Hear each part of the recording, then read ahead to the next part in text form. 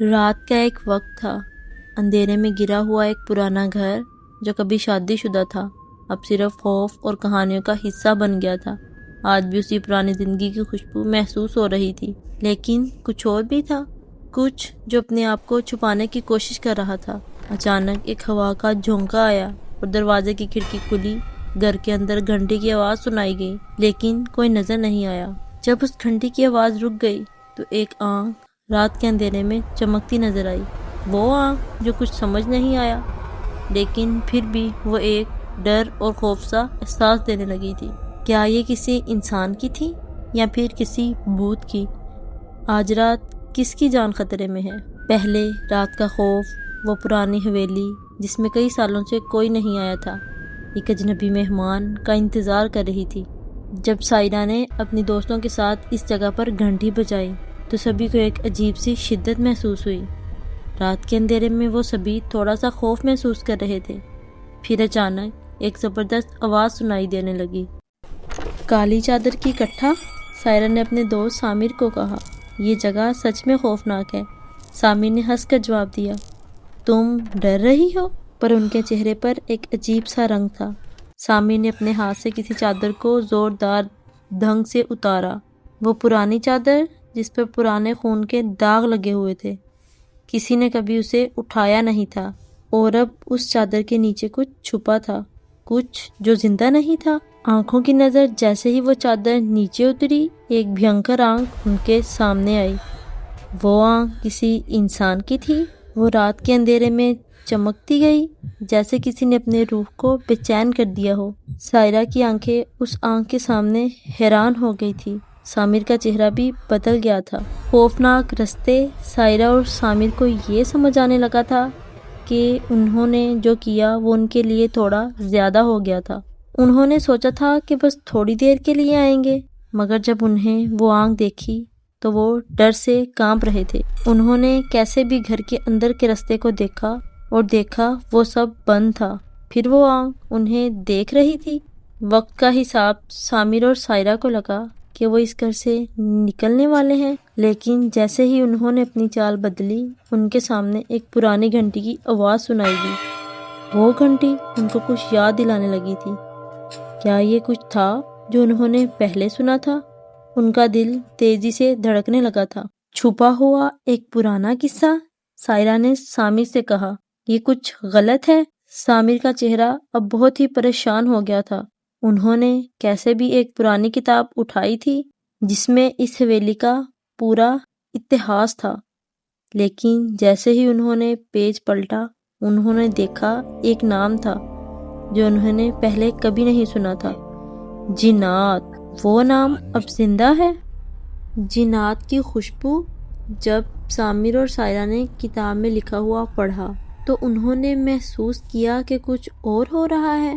اس پرانی کتاب میں کچھ خاص تھا۔ پھر اچانک ایک ہوا کا جھونکا آیا۔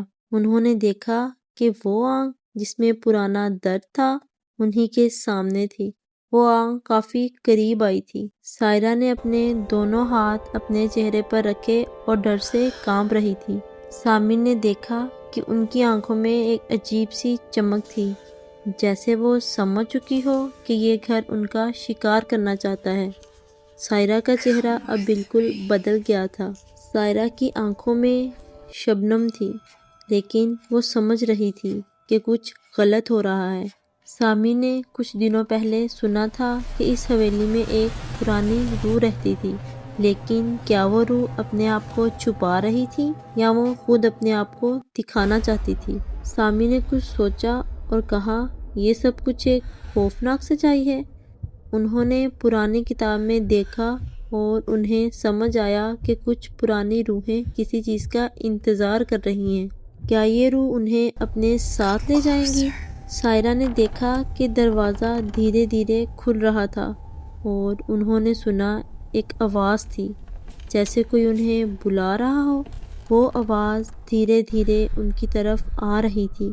کیا یہ آواز انہیں زندہ رکھنا چاہتی تھی یا وہ انہیں اپنے ساتھ لے جانا چاہتی تھی؟ جب سائرہ نے اپنی آنکھوں کو بند کیا تو اس نے محسوس کیا کہ کوئی اس کے قریب آ رہا تھا۔ کیا وہ کوئی روح تھی؟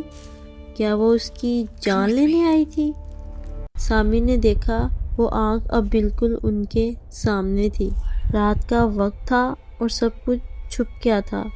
سامر اور سائرہ نے سوچا تھا کہ وہ نکل کر چلے جائیں گے، لیکن وہ سمجھ نہیں پائے کہ اس وقت وہ کس چیز سے کیسے